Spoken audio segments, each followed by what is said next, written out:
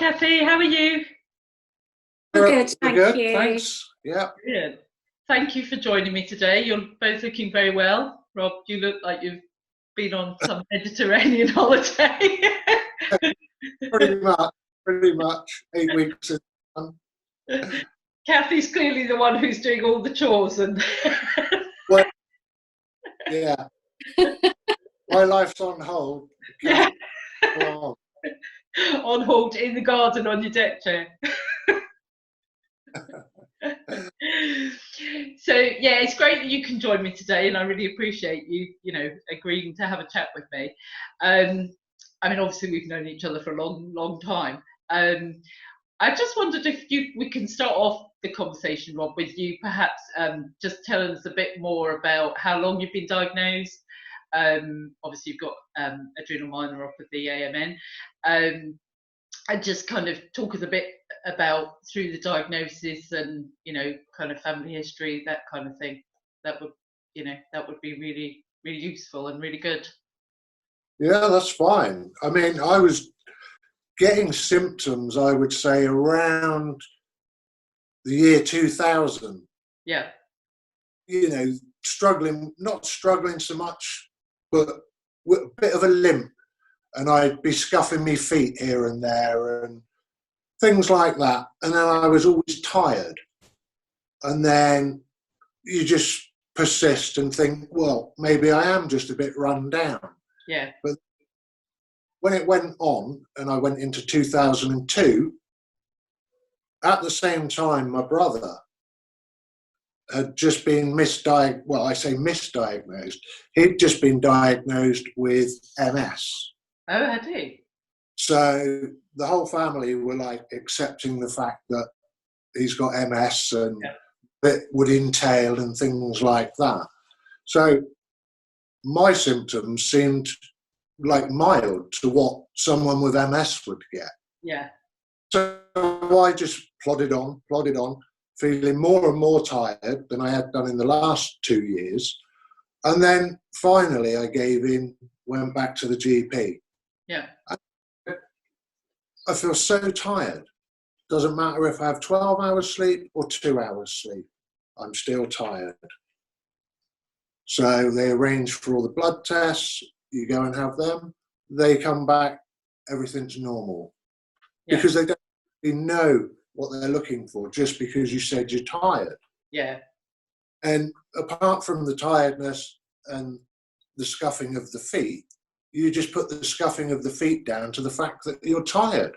Yeah.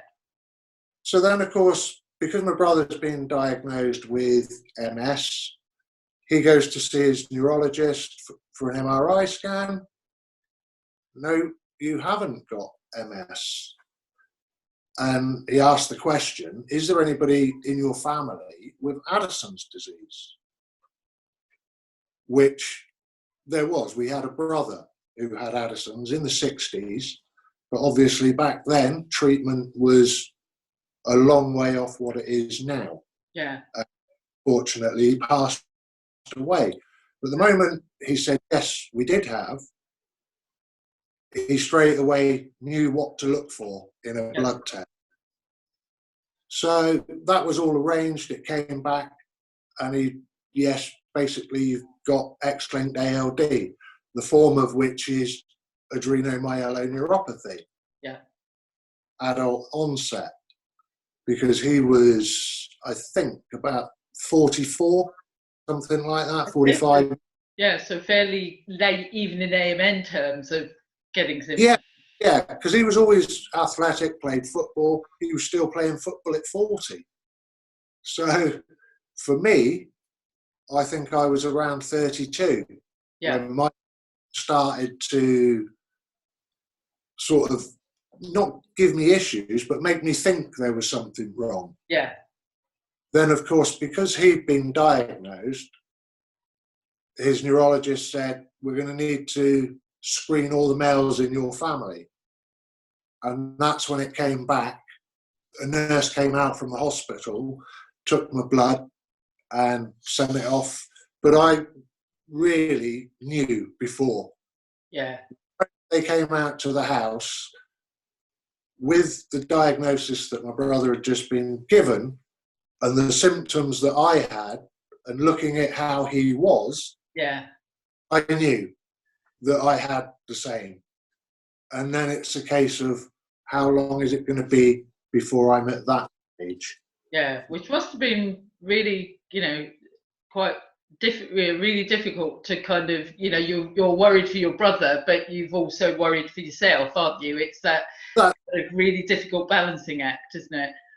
Yeah, and you just don't know what to do for the best. And it's the same with working. Are you making yourself worse by working? Or are you actually keeping yourself in a better place? Because you're more active when you are working, you don't get that where your body seizes up. Yeah. Which is like now, if I sit down for too long, I seize up. It's a struggle to get up and then get mobile again. Yeah. Whereas when I'm at work, I'm sat down, I'm stood up, I'm walking about. So you've got that almost like exercise routine every day. Yeah. And it's also, I also think that if you can keep working, it's got to be better for kind of your mental health as well, hasn't it? I think it's, when you get a diagnosis like that and, there's others in your family, it's very easy to just focus on that, isn't it?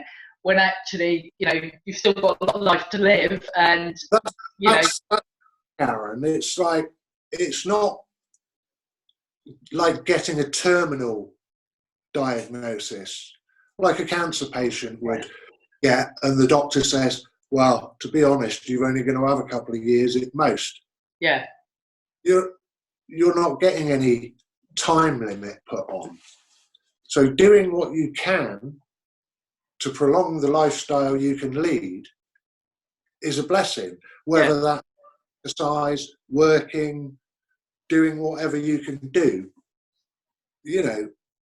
and that's what I do, really, and just got to keep going. Yeah. Yeah, no, I think it's so important, isn't it? And, it's, it is that unknown, isn't it? It's that kind of, I don't know if you've ever kind of, and I'm sure you have, thought kind of, at some point, am I going to be in a wheelchair? Am I going to have to, get a scooter? That kind of thing. It's the kind of things that you think about, isn't it? Well, I've already got 2 wheelchairs already. Yeah. A fold down one that you just put in the boot of the car. Yeah. If we are out somewhere and I'm struggling, you've got it with you. Yeah. And I've also got a proper self-propel wheelchair. Yeah. Where I think it was Dr. Murphy recommended that I go through the procedure now. Yeah. And get one, because it is a long-winded procedure. Yeah. Where we live, I don't know about elsewhere. Oh, I think that's true all over. Rob, is that wheelchair services are the bane of most people's lives, because they just don't have the capacity to look after the number of people who need them. That's right. I think she was absolutely right in kind of recommending, and I know a lot of people kind of think, I don't want to have a wheelchair, I don't want to have it sitting there or in the garage or whatever. But actually, it's, as I'm sure you found it, it's good to have it there, even if you don't have to use it very often. At least you know that it's there if you're having a particularly tired, bad day, you're not feeling great. Yeah. You've still got that ability to get out of the house when we're under normal circumstances. We'd all like to get out of the house at the moment. But it also gives you an incentive, knowing that you've got it. It gives you the incentive that you don't want to be in it before you really need to be in it. Yeah. If you get what I mean, you'll try and do what you can to stay out of it. Yeah, quite absolutely. And I am very quite stubborn, did you say, Cathy? No, you surprised me. I I still, in my mind, I can still do everything I could do 20 years ago. But in his mind. in my mind. But in reality, And sometimes doing simple things is just a waste of time even trying. yeah. And it's frustrating in that respect. But then there are things that I can, still get on with. So, yeah. Yeah. So you were saying that kind of lockdown has kind of, you feel, has affected your mobility, because obviously you're not at work at the moment, because you're shielding, and that kind of, I know you've clearly been sitting in the garden. we should get you walking in the garden, maybe. Yeah. Yeah. You could be our Captain Tom. Yeah. I think it would take me a bit longer to do 100 laps of my garden. You've got no excuse to not exercise then. It's a good job I know you, isn't it? But yeah, in all seriousness, you said that, obviously because of situation, you're not at work, so you're not being as active as you were, so that must be really hard, kind of to sort of not only be at home but also feel like things are not as good as they were in That's it. I have seized up, really, haven't I? In 8 weeks I've been off, and it's like I need a chair now. My legs feel weak. Yeah. Compared to 8 weeks ago. We were going to the gym twice a week. And treadmill, weights, things like that. Yeah. And of course, lockdown, nothing, no exercise. You've got your stretch bands and things. Yeah, like that. I've got things that I can do at home. But recently, I've had a bad back too. So I think it's difficult because you are at home. You don't have that incentive to go out working as well. We would always go to the gym on Sunday, or as well as once in the week. And with that stopping and without you working, you have I've noticed more that your legs are really, really weak, which is why you need a chair now to support you if you're in the kitchen or. And it's also the style of chair I need. It's sitting on the sofa, great in the evening because I'm not getting up to do anything. Yeah. But if I'm up and down, it's the worst. Same with the garden, sitting on a sun lounger. I then think, right, I've got to try and get out of this now. And Cathy's laughing. Hey, come and sit in the garden in the sun. Yeah. Warm. But then I don't realise I'll be there 3 hours later. You're fried to a crisp because you can't get up. I'm back up again. But no, I tend to use a dining table chair. Yeah. And a bit higher. Yeah. So it's easier to mobilise from the seat than to stand up. So, yeah, in that respect. Yeah, still. The other difficulty is that obviously you can't go and have some physio, under normal circumstances. If you'd felt that you were getting a bit weaker or something, you could have contacted physio and said, give me some exercises, help me with this. But obviously, all that's kind of stopped at the moment, hasn't it? And clearly, you want to be perhaps, going to hospital for a physio appointment. You'd kind of, it's really difficult, isn't it, to sort of to feel like things are not as good, but there's not a lot you can do about it. I think that's it's not because you've suddenly decided to, not do anything. It's enforced, isn't it? Yeah. But it's pretty good down here, like with my GP. He'll refer me for physio. Yeah. They always say, wow, there's like a 3-month waiting list at least. And then a week or so later, they'll phone up and say, we've had a referral. Actually, when did you want to come in? So because it's a neurophysio rather than just a standard, although there's a 3-month waiting list for physio for people that have had a broken arm or a broken leg and need a bit of rehabilitation, Yeah. you're there because you have a neurological condition, which is why you walk like you walk. Yeah. So the difference is with the neurophysio, they push you and give you things to try and hold on to what you've got and prolong it for longer. Yeah. Yeah. When I go, I say to them, I know you're not going to cure me. I'm not going to be running a marathon. But I do know that when I've had 3 months with you, I can feel stronger legs. Yeah. I can stand on them for longer. My balance is better and things like that. So they are pretty good. And also I have the Disability Action Team. Yeah. Which is really helpful. Another local, I don't know if other areas have them. And they come out to the house once a year and they'll just ask me questions, basically.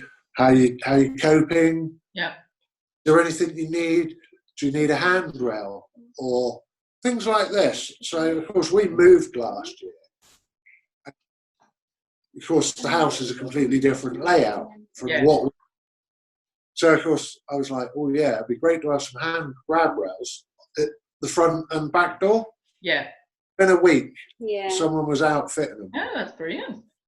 Yeah, and they arranged for orthotics as well, which are foot-ups. I don't know if you know the foot-up splints. Yeah. Yeah. They arranged for things like that. They were with me within a week.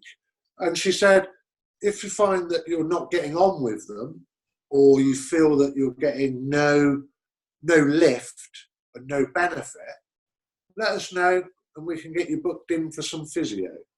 Oh, yeah. Yeah, they're fantastic, really. Yeah, I shall have to look them up and, make people aware that, if there's... there's out there that people aren't aware of. Yeah. And I can't remember how I got referred to them, because I also have an occupational therapist. Yeah. As well. So there's a whole host of people out there. And I think it's my endocrinologist, Dr. Paul, who is the one who seems to know who you need to. In my situation, I see her obviously for my steroids and things like that. Yeah. For my Addison's, everything I need medicine for, I see the endocrinologist. Yeah. And I'll have my blood tests and she'll tell me whether I need to up the dosages or drop them down. But whenever I go, if there's something like we're talking now, she'll say, oh, I can do you a referral to see. Oh, that's brilliant. How does this person know that this service is there when I've had this for 17 years? Yeah. And no one else told you about it. Like this. Even my GP, my old GP, used to say, we'll leave it in the hands of the experts, the ones who know. He never would want to dip his toe in the water, so to speak. Yeah. He's happy for me to go from 1 year to the following year to see my neurologist and leave it at that. And only if I had any incident within that year would he actually have any input. Yeah. One thing I will say is that we actually, probably 5-6 years ago, you only ever saw your local neurologist. Yeah. Probably about 6 years ago, maybe. And then we looked into, actually, there must be more services out there. We must be able to see a specialist with the condition. And then we looked into all the different services that were available at that point, and asked referrals to London, etc., which came about. And then it opened up a big area of services that were available. Yeah. We didn't know about, that, you know, we weren't aware that was actually available to us. Our local hospital hadn't recommended it, or not recommended it, but I mean actually didn't offer the services. What was his words? What was his word, if you remember? I don't remember. Everyone's entitled to their opinion. Yeah. So, but he's really good and he knows his job. But I think he thought he would be losing me as a patient. Yeah. And for their clinic to lose someone, they're losing money, so to speak. But it wasn't. We were just asking to see someone who is more educated on the condition. Yeah, absolutely. Once we got that, it opened up a floodgate of physio up in London to get the electrical stimulation for the legs was another one that I've tried. Personally, I didn't get on with them because of the upheaval, putting them on, wiring them up, then you've got to cover them up and you've got to get dressed. And then it's day for me, when I finish work at 9:30, I don't get in much just before 10. The last thing you want to be doing is spending 40 minutes before you get into bed. Yeah. Take all this taking it off. But it's, as you say, it's each to their own. That's isn't it? right. Yeah. Walking wise, it is beneficial without a shadow of a doubt. If anybody is at the early stages, before it progresses and they start to lose and their gait is really disturbed as they walk. Yeah. With the fez, they would be able to keep it for a lot longer. Yeah. Because they would be able to do more in a more natural way now. Yes. And hold on to that for a bit longer. Yeah. Now, I knew nothing about this all those years ago. And I think you've hit the nail on the head that actually going to see the specialist, you know, they know instantly what will help, what you need, and whether that's provided at their hospital, you know, like at Queen Square in London, or whether they know that you've got like neurophysios locally, so they can then transfer you to the local neurophysio. I mean, it's a problem with rare disease, isn't it? That actually you can't, you know, we all know, we've all lived it. We know that you can't expect your GP to know everything there is to know about ALD or AMN, you know, and your hospital consultant locally is probably not going to know. But that's where getting the specialist input is so important, isn't it? To, you know, to make sure that you're looked after properly. Yeah, absolutely. So, how's it been for you, Cathy, with having Rob on lockdown? No, it's been good. Well, I say it's been good for me because I come home with my tea cooked and a bath run. That's impressive. I'm very impressed, Mr. Ball. She does like beans on toast. To grate a bit of cheese on it occasionally for a treat. So it's been difficult. I think it's difficult for you because obviously I'm aware of the exercising side of it. You know how, not trapped, but I suppose, you know, being on lockdown almost is quite frustrating sometimes. Yeah. But I'm working. I come in, come home. Listen to me moan. He's on the table, or almost on the table. So that's really nice. And it's nice to have him home because obviously shifts. I don't often see him apart from weekends. So that part is really nice. It's good for me, but it's hard for you. Yeah, perhaps I should retire. It's not that nice, Rob. 12 weeks is fine. Let's not be. Yeah.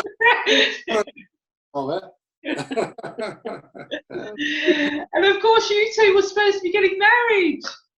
Yes, Yeah. I know. 3 weeks tomorrow it would have 3 been. weeks tomorrow. Oh my goodness. It's been deferred.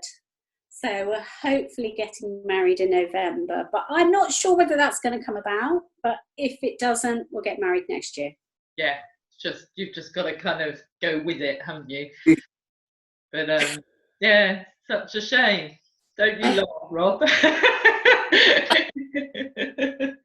I'm really missing it this year, wasn't I? Oh, the community weekend. Because I said to Yeah. Steve, do you know, the end of last year, I said to him, do you know if there's going to be one? Yeah. Like, no, not yet. He said, but I'm pretty sure there will be. So there was going to be. Got to March. Originally, we were going to do it in May, as we normally do, but we had to wait for some funding coming through. So, everything's always reliant on funding, and we Yes. a couple of big grants that we were waiting to hear how much they were going to give us.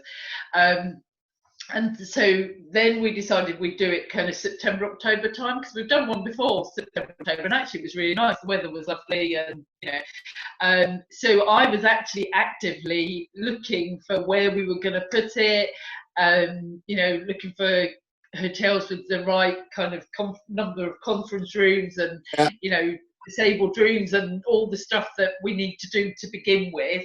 Starting to talk to doctors about what's your availability around this time, so that we could get, as we have doctors come from the States and Europe, and so we tried to kind of put out there a few dates for them and see the majority come back, kind of thing.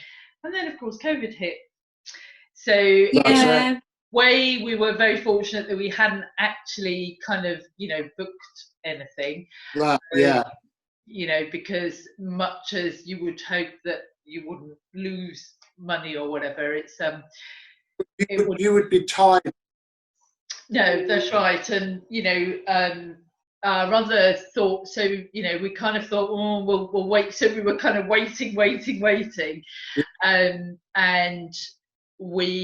our other thought is that even supposing lockdown is kind of almost lifted by the end of the year, I think it's going to take families, and especially those with maybe very poorly children, some time to kind of, and all of us, to sort of happily sit in a meeting with 150 other people there. I think people you've never met. Yes, that's right. We met a few, didn't we? Yeah. That were new. Yeah. You know what? I for people that haven't been to these weekends, I would thoroughly recommend them, because it is so nice to meet people and carers with the conditions, and listen to other people and know also that you're not on your own. Absolutely. Yeah. And I think that is one of the major benefits of, it's great that we have all these international doctors there, and we get lots and lots of information, but actually I think that is as important, if not more important, is the kind of support that we all get, and it's like old friends, isn't it? It's lovely to see you two today, kind of, because it's like you might not have seen each other for 2 years, but once you're back there, it's like you saw each other last week, isn't it? Which is just lovely, so what we are looking into at the moment is doing an online weekend. A group in the States did one recently, and it actually worked really well. You can never replicate that actually meeting up together, but they did some really great things where they had some, like, where actually you could just go off into a room together and chat with people that you've known, or get to know people. So that's what we're kind of looking into at the moment, to kind of, as a sort of interim measure, to kind of bring the community back together again.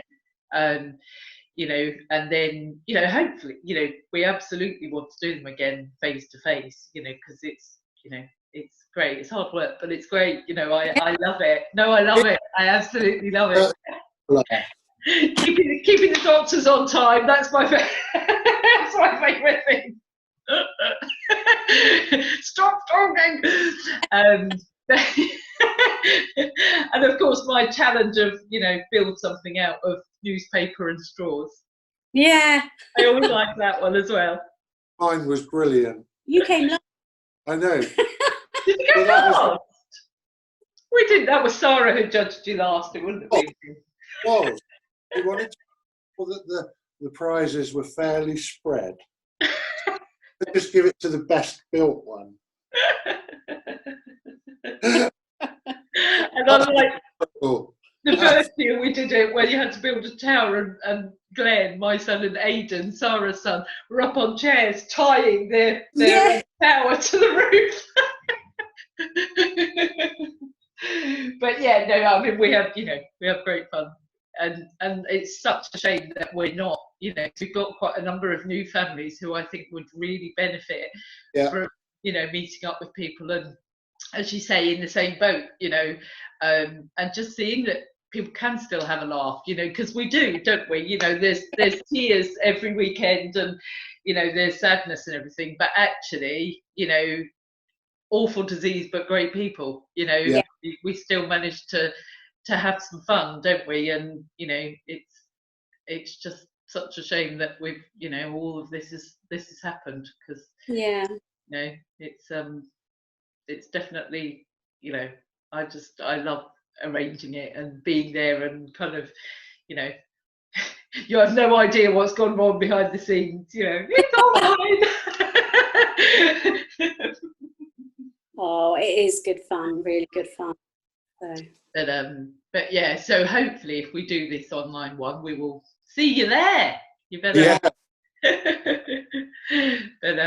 yeah, because I think people are getting more and more used to kind of using technology and stuff, aren't they, for keeping in contact? No. Stop saying no. I'm going to use my mobile phone.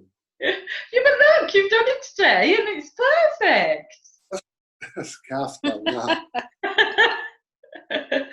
Can't even do an email properly, can I? Unless you would have to. Unless I'm directly replying to someone. Yeah.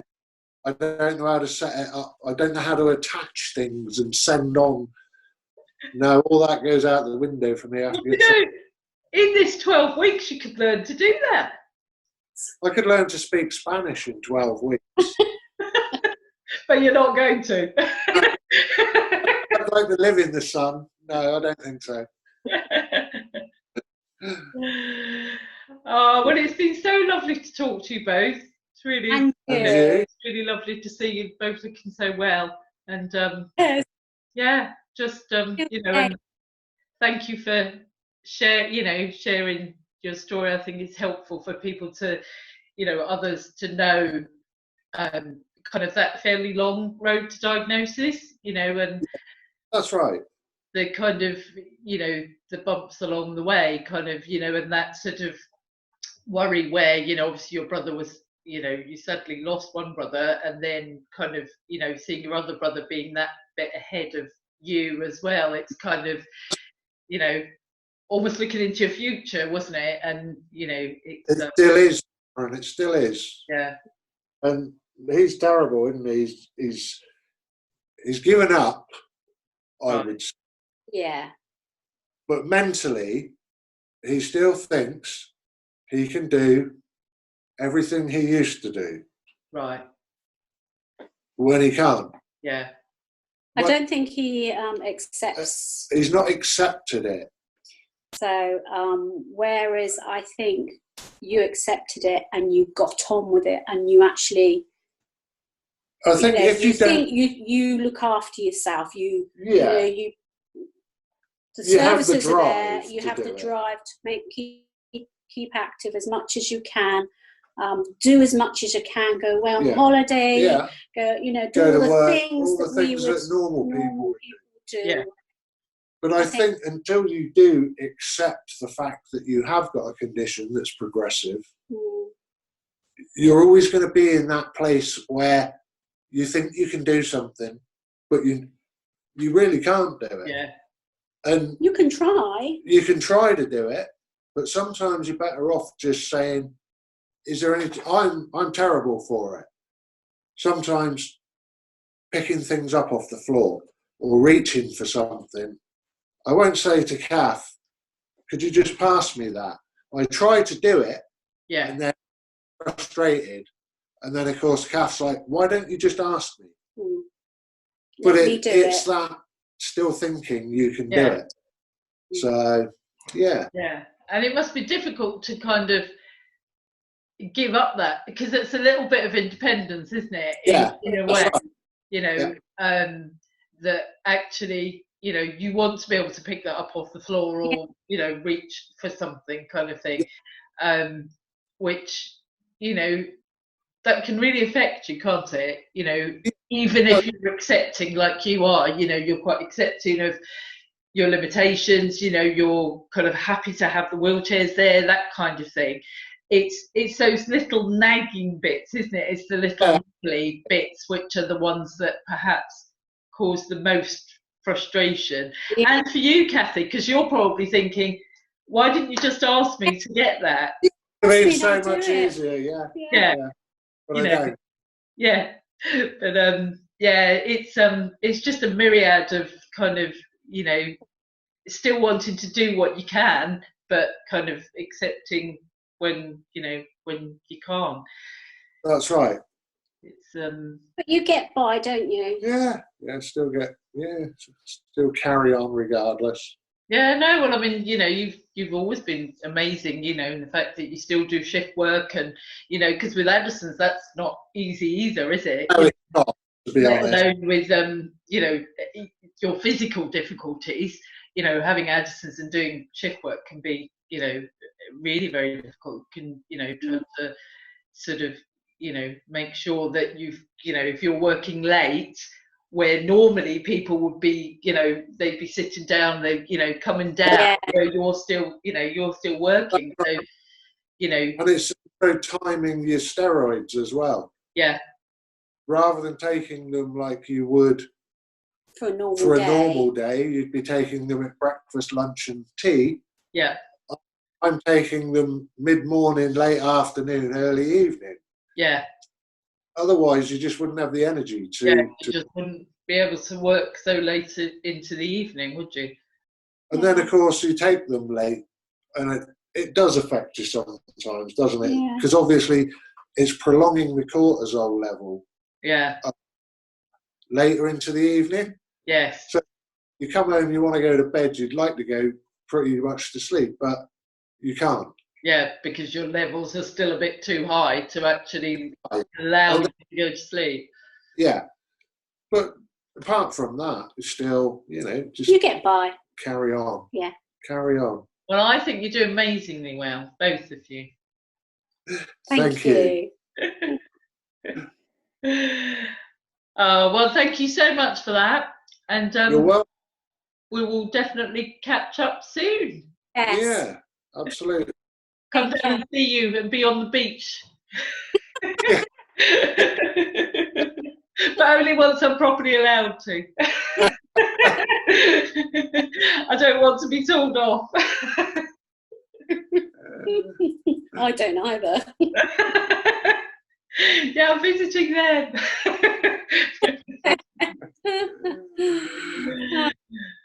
Well, it's so lovely to chat, and take care, look after yourselves. We will. I'll see you soon. See you soon. Take care. Bye.